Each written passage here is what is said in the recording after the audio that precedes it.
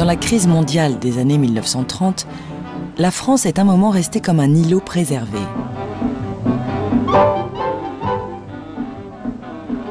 Lorsqu'en 1929, la bourse de New York s'effondre, celle de Paris reste indifférente et ne baisse pas.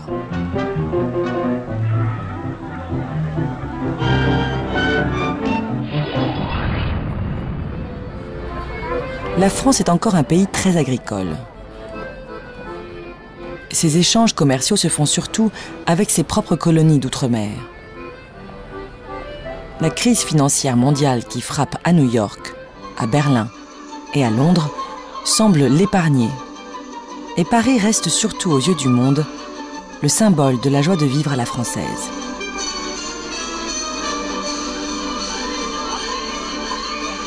Mais la situation va progressivement se détériorer, entraînant la France dans une période tumultueuse.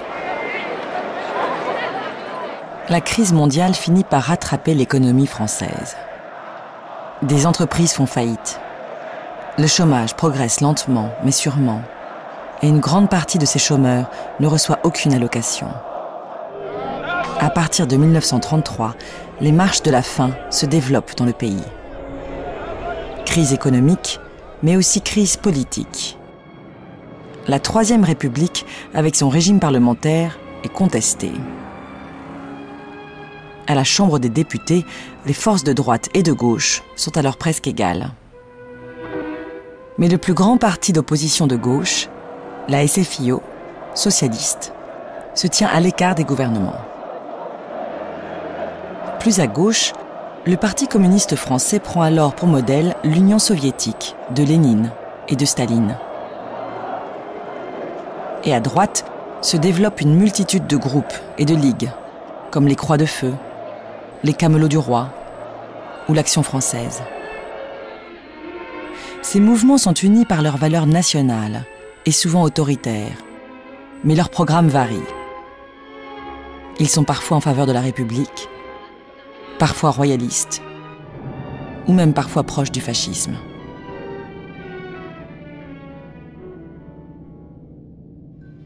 En février 1934, ces ligues se manifestent alors que la République est éclaboussée par un scandale retentissant, l'affaire Stavisky. Cet escroc est retrouvé mort dans des circonstances suspectes. On découvre ses nombreuses relations politiques. Et le gouvernement de Camille Chautemps doit démissionner. Le 6 février 1934, les ligues de droite et d'extrême droite lancent des manifestations. Des manifestants s'attaquent violemment à la Chambre des députés. Pour la protéger, la gendarmerie ouvre le feu. On compte 15 morts. Pour la droite extrême, le gouvernement démocratique est coupable. Pour la gauche, au contraire, c'est la République qui s'est défendue in extremis face à la menace fasciste. Et quelques jours plus tard, le 12 février, face aux ligues et à l'extrême droite, les partis communistes et socialistes appellent à manifester.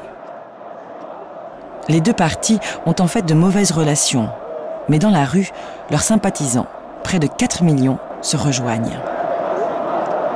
Paris, rassemblé dans cette manifestation, signifie aux hommes du fascisme et du royalisme qu'ils ne passeront pas.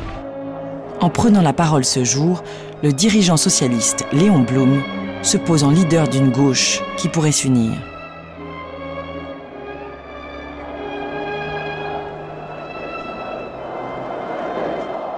En 1935, la crise économique s'amplifie et le programme de rigueur du gouvernement de Pierre Laval n'améliore pas la situation. La gauche, pour la première fois, s'unit et propose un front populaire. Il réunit les socialistes, les communistes et les radicaux socialistes de centre-gauche. Avec sa promesse, son serment, dit-il, de s'opposer aux ligues extrémistes et de défendre la paix, et avec son vaste programme de réformes, le Front populaire se présente aux élections de 1936.